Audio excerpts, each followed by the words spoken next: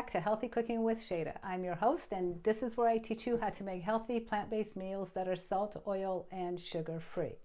Well, Christmas is not far from us, and what do parents and kids like to make during Christmas? From what I understand, it's a lot of gingerbread.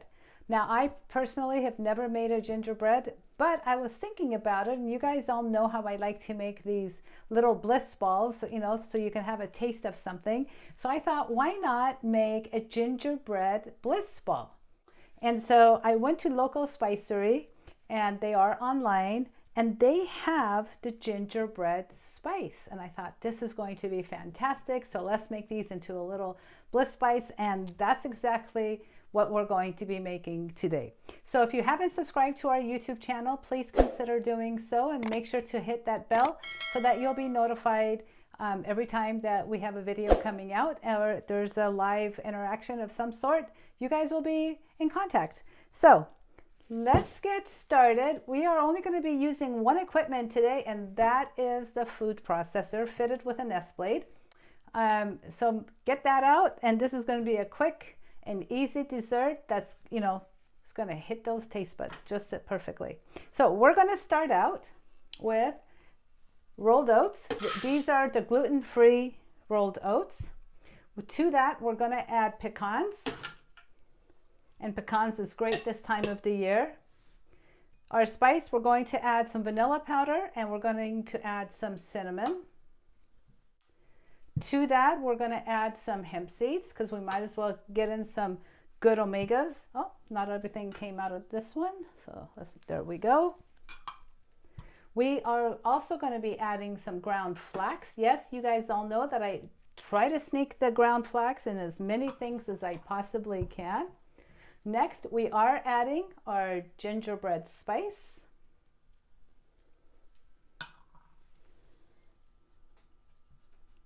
If you see these little bowls that I have, these are so cute. They match my big bowls. And this was given to me by my dear friend Tammy Kramer from Nutmeg Notebook. And they just go with my whole set. So it's just absolutely perfect. Next, we are going to add some cacao powder to this. And we're also going to add a little bit, just a little bit of orange juice. And this is fresh orange juice. And to this, we are going to be adding our chopped dates. Now, I've got about a cup of chopped dates here, but we may end up adding just a little bit more depending on how this all comes together. So I won't know that until we kind of get the blade going.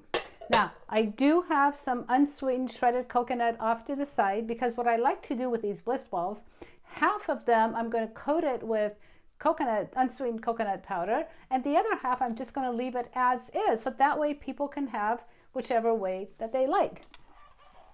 So we're going to put the lid on, and let's get this started. I'm going to start it by pulsing it just a little bit, just to get everything mixed well, and then we're going to rotate. So what I'm looking for is, like, as you blend this starts to form a ball, and that's what you want.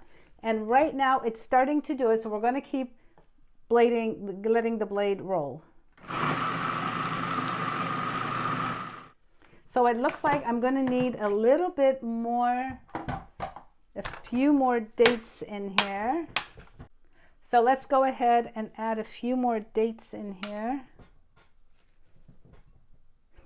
The reason that sometimes I can't really put exact number of dates is because some of these medjool dates, you'll find that they're a lot smaller, or some of them are a lot bigger.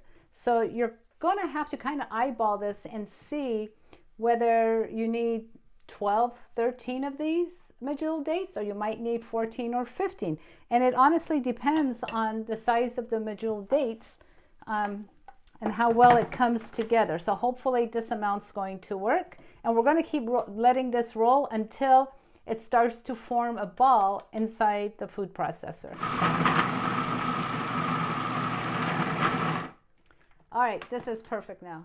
As you can see, or maybe not, this is starting to form a ball, and this is exactly how we want it. We want it to get to that point, that's when you know you've got more than enough. So what I'm going to do in the meantime is I'm going to take everything that's in here and transfer it to this bowl, because then we're going to use our melon scooper, which is about 1.5 inches, 1.5 inches, and then we're going to make perfect balls using this. So I'll be right back. Okay guys, so for this next portion, I highly recommend putting gloves on. I mean, a lot of you may like to work with your hands with no gloves on, but I don't know why. I just like putting gloves on, and it just makes it a lot easier. So we're going to take our scooper,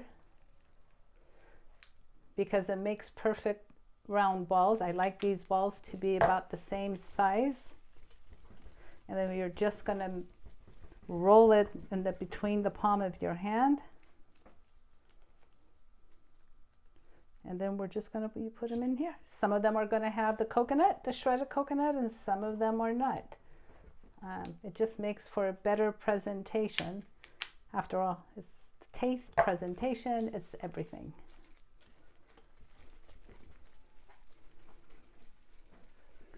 And what you want to do with your unsweetened coconut is put it in a bowl like this. Then you're going to take your balls after you've rolled it, and you're just going to roll the ball inside of that until it gets all coated. And then you put it in here. See, they're already starting to be the same size. Aaron always laughs at me because I want everything the same size, the same this. But I just think visually for our eyes, it just looks a lot prettier. Now, once all of this is done, you're going to put it in the freezer, or you can put it in the fridge. But just remember, these don't freeze up really bad. So even if you take it out of the freezer, you can still enjoy it. Or if you want, you can let it thaw out a little bit, whatever you want. It's delicious, honestly, either way. So I'm going to continue to do this, and then I'll be right back and show you the finished product. So we got about 24 of these bliss balls that are going to be amazing. So depending on what size of a melon ball you use, you may get 24, you may get 26, you may get 22, but generally you should get about anywhere from 22 to 24 of these wonderful balls. Now what I do with this is I keep it in the freezer. You can keep this in the freezer for about up to 2 months. They will never get super hard, but you may want to, once you take it out of the freezer, let it thaw about 5 minutes, and then go ahead and serve this. I'm telling you, this gingerbread bliss balls are absolutely delicious, and they're going to be a hit for your holidays. So I want to thank you guys for watching another episode of Healthy Cooking with Shayda. You can find the recipe on my website, again, Healthy Cooking with Shayda. And remember guys, it's one bite at a time, one meal at a time, and I can't wait to see you with our next video.